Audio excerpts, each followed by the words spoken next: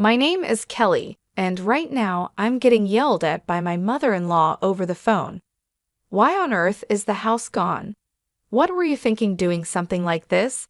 My mother-in-law complained without letting me explain. She doesn't seem to realize that she's the one at fault. I let out a sigh, which must have made her angrier because her voice got even louder. You better explain to me exactly how you turned that house into an empty lot. Well, let me start from the beginning. I decided to give my mother-in-law a full account of what led to this. The story takes us back to when I was a college student. My grandfather, who lived a long life, passed away, and our family had a dispute over his inheritance. It wasn't about money, though. The issue was what to do with Grandpa's old house. It would cost quite a bit to dispose of it, and everyone in the family already owned a house or an apartment. Managing another property, my grandpa's house, seemed too much to ask. That's when the buck passing began. Even though the house was old, it was still livable, and the land it sat on belonged to my grandpa. Inheriting it could be a good asset, especially for someone wanting to live alone. That's when I volunteered to take over the house.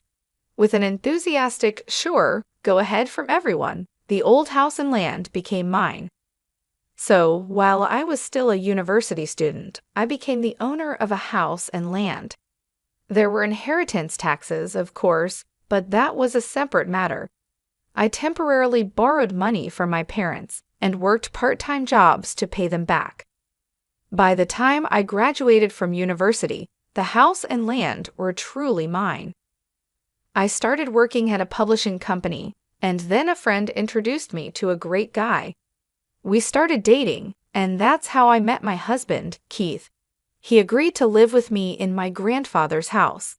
The house was old and not very convenient, but Keith never complained, and I appreciated him for that. I enjoyed our newlywed life. However, our blissful married life soon faced an unexpected turn. One day, my mother-in-law visited us and said, "We want to move out of our current apartment. Can we stay here until we find a new place?" Her family included herself, my father-in-law, and my sister-in-law. In other words, 3 people would be moving into her home. I was lost for words. Well, I stuttered. My mother-in-law responded with a sly grin. "The contract in our apartment is up soon, and we'd have to break it if we renewed. You'll help us save money, right?" I protested, "But this is so sudden." She continued, "I'll help with the housework. Sounds good, right?" Just like that, I was forced into living with my husband's family. Luckily, our house was spacious, and we had rooms to spare, so there would be no problem accommodating everyone. As someone who kept working after marriage, having my mother-in-law's help with housework seemed like a good thing. But I couldn't shake off the fear that living together might strain our currently pleasant relationship. Despite some anxiety, our cohabitation began. However, living together quickly proved troublesome. My mother-in-law and sister-in-law were always goofing around and never helped around the house. Even worse, my father-in-law would come home late at night and demand that I prepare meals. At first, I put up with it, but my patience soon wore thin. "Please help me with the housework, mother-in-law. That's what you promised me first," I pleaded. "Did I?" She feigned innocence. Then my sister-in-law chimed in, "How dare you talk back to your husband's parents? You're so insolent for a daughter-in-law."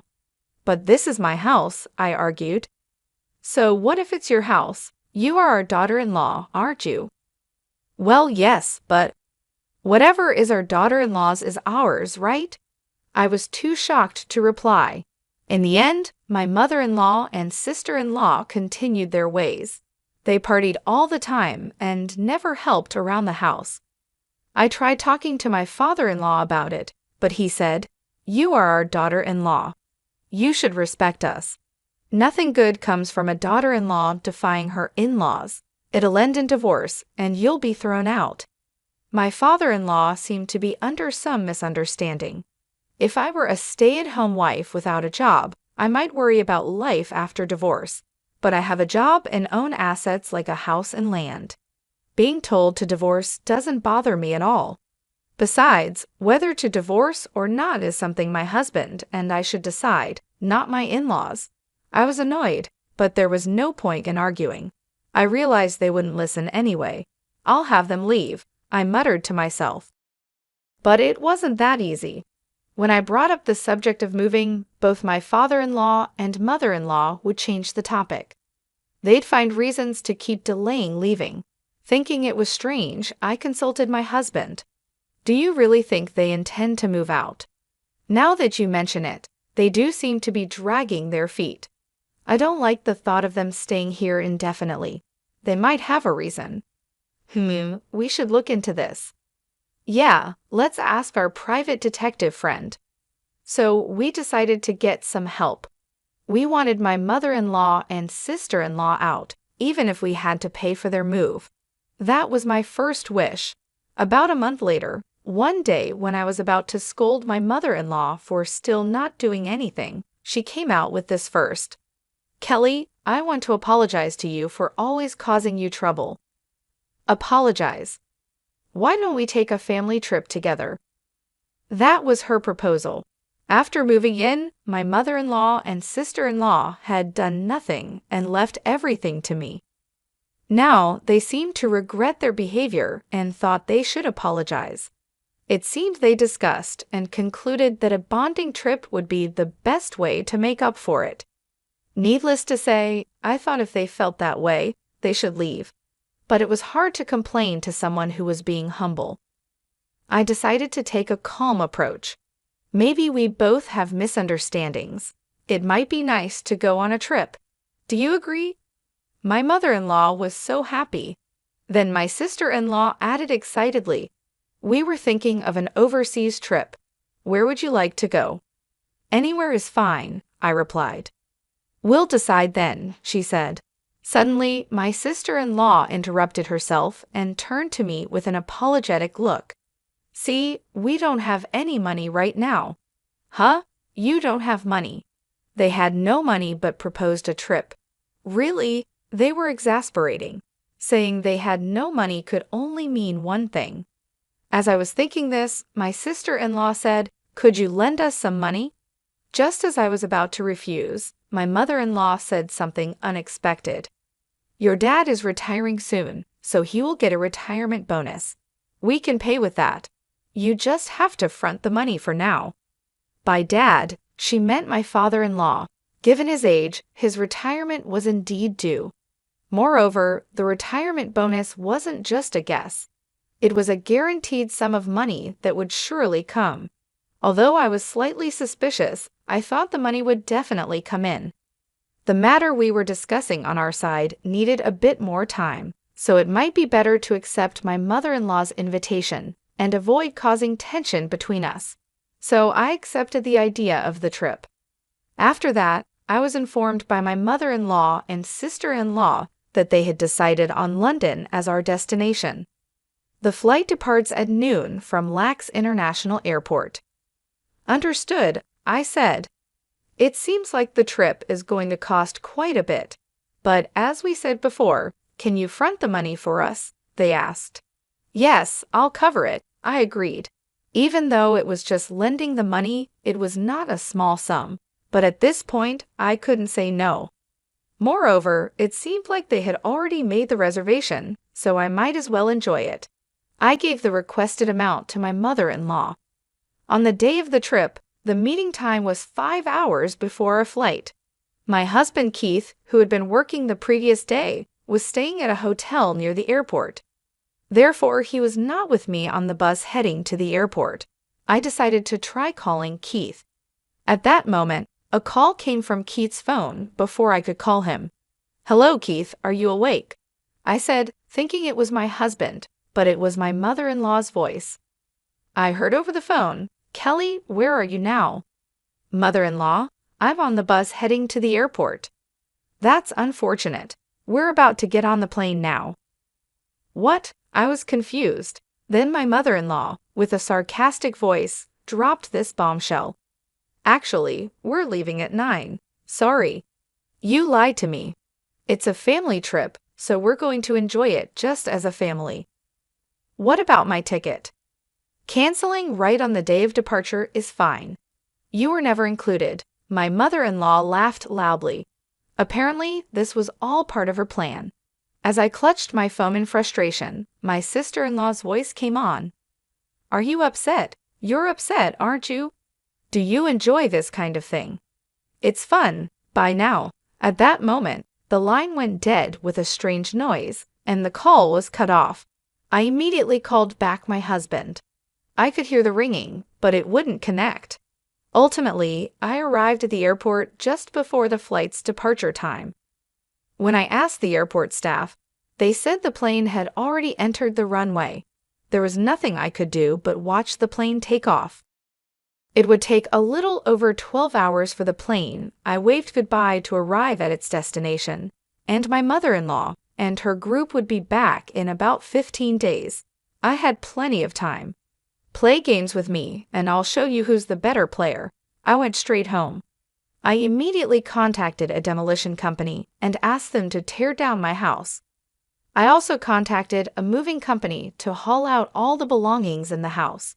But it wasn't just my stuff in the house. There were things belonging to my mother-in-law, father-in-law, and sister-in-law. Because this was so sudden, I didn't have a new home ready.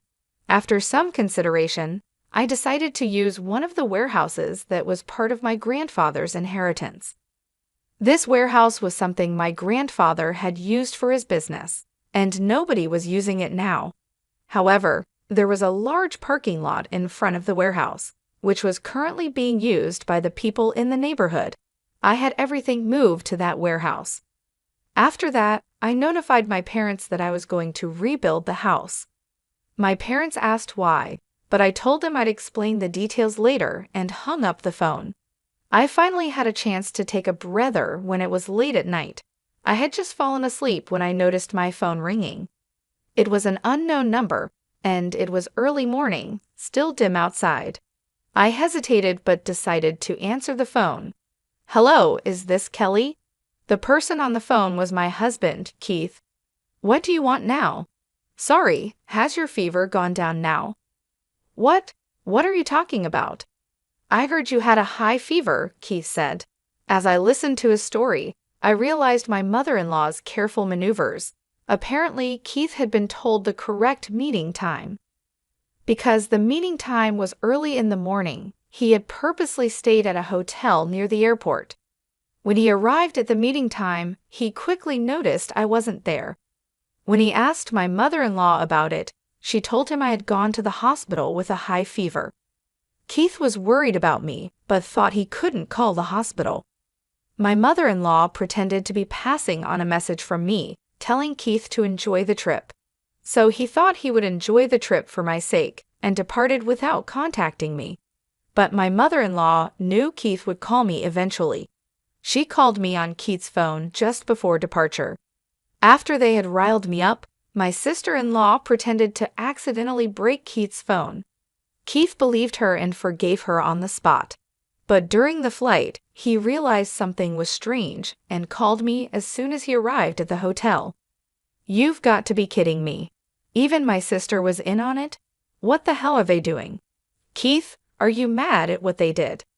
Of course, I was looking forward to going on the trip with you, Kelly. It seemed Keith had nothing to do with it. If that was the case, I decided to get my husband's cooperation. I discussed the ongoing plan with Keith. So that's how things are moving, I said. I see. That sounds interesting, he responded. I've prepped everything.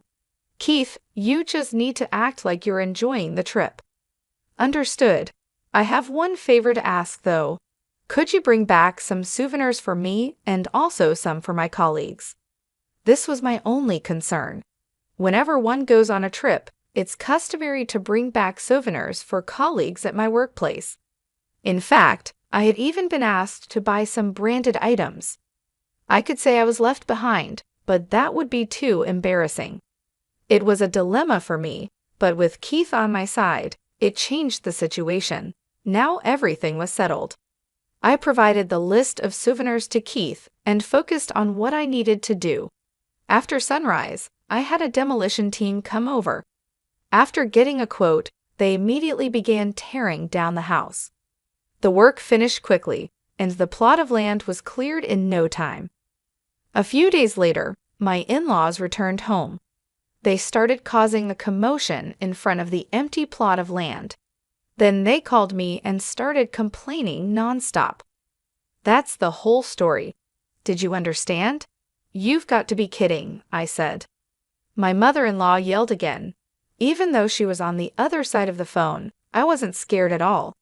I calmly replied, "It's pointless to say anything now. I've already demolished the house." "What happened to our belongings? Did you throw them away?" "No, I didn't throw them away. I'm keeping them." "You are nothing but a thief. I'm only keeping them. I'll return them if you pay." "Pay for what?" "For the trip and the moving costs. You did say you would at least pay for the trip, didn't you?" You should pay up soon." At that, my mother-in-law fell silent. It seemed she was at a loss for a reply. Then I heard my sister-in-law whispering in the background. Suddenly, my mother-in-law asked, "Before anything, I want to know if our belongings are safe. Where did you take them?" "They are in the warehouse my grandfather used to use. Anyway, I won't return them unless you pay. But your husband's retirement pension is coming, isn't it?" Yes, but, Then please pay me back. I'll return your belongings once you do." With that, I hung up. Still, my mother-in-law kept calling incessantly. Finally annoyed, I blocked all of her calls. Feeling refreshed, my husband Keith arrived at the weekly mansion where I was staying. "I'm back, Kelly." "Welcome back. Did you bring any souvenirs?" "Of course I did." "Thank you." I had considered returning to my parents' home, but I didn't want to worry them. So I informed my parents that we would be living in a weekly mansion for a while as we rebuilt our house. Then I rented the weekly mansion and moved there. I had been staying in touch with Keith regularly and had informed him about the move, so after his return, he came directly to me.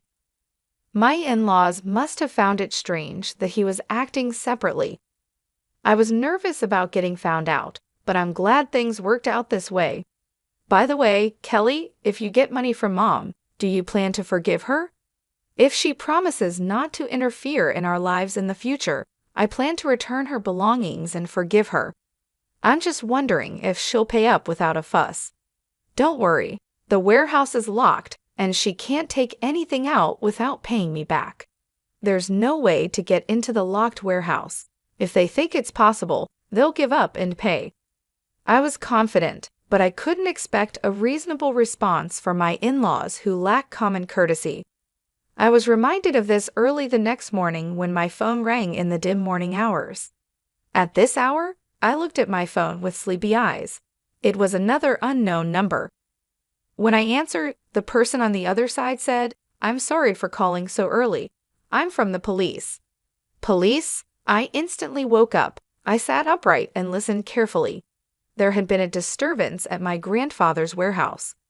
It seems a local resident who uses the warehouse parking lot reported it. When we arrived, we found an intruder causing a ruckus in the warehouse and apprehended them. "I see, so you've caught the culprit." "But the intruder says they're a family member of the warehouse owner. They asked us to contact the owner." "Wait, my family. I had a bad feeling. When Keith and I rushed to the scene, several police cars were parked there, and in one of them were my in-laws. "Kelly, help us," my mother-in-law called out. My suspicions were confirmed. The intruders were my in-laws. "Are these individuals indeed your family?" a police officer asked. "They are technically my family," I replied. Keith and I apologized profusely to the police officer and the local people who had heard the commotion. After we apologized, we heard my in-laws' side of the story with the police officer present. They claimed they didn't have enough money to cover the moving and travel expenses I had asked for. Apparently, they had spent my father-in-law's retirement funds on traveling and repaying their own debts. That was challenging enough, but then my sister-in-law chimed in, "I've got a blind date tomorrow. Where are my clothes?" After some squabbles, they decided to take just what they needed from the warehouse. That's why the three of them broke into it. But once we got inside, we found photos of them partying with men mixed in with their belongings. This was a result of the investigation I had commissioned. When Keith and I asked a private detective to investigate my in-laws, it turned out that my mother-in-law and sister-in-law had been goofing around with men. These men worked in the nightlife industry, and my in-laws had poured quite a lot of money into them. They had even taken on debts, some of which they repaid using my father-in-law's retirement funds. On the other hand, my father-in-law was having an affair with a younger woman from his workplace. Despite the nice ring to his retirement, the truth was that he had been fired for his affair. I received these reports and photos just before my in-laws left for the trip. When they returned, I planned to use this as leverage to kick them out. But with things turning out this way, I had moved the photos to the warehouse along with my stuff. So they broke into the warehouse, found the photos, and started fighting over each other's misbehavior. Seems like they brought this on themselves, I murmured. My mother-in-law shouted at me angrily. What were you planning by taking these photos? Like I care, I retorted. My father-in-law yelled, What have you done? This could ruin our family. Well, that's your fault, isn't it? What? How dare you, as a daughter-in-law? Enough. If you have complaints, I'll sue you for trespassing. They'd all be arrested if it came to that. Realizing this, the three of them promptly quieted down. However, it was clear that none of them had the means to pay me back, so I proposed another option to them.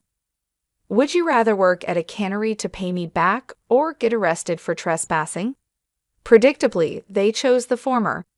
I managed to get them jobs at a friend's cannery. They're working there every day now, earning the money they owe me. Meanwhile, I rebuilt a house on the land where my grandfather's house once stood. It's a brand new house that still retains traces of my grandfather's house. Keith and I are starting our married life anew in this convenient new home.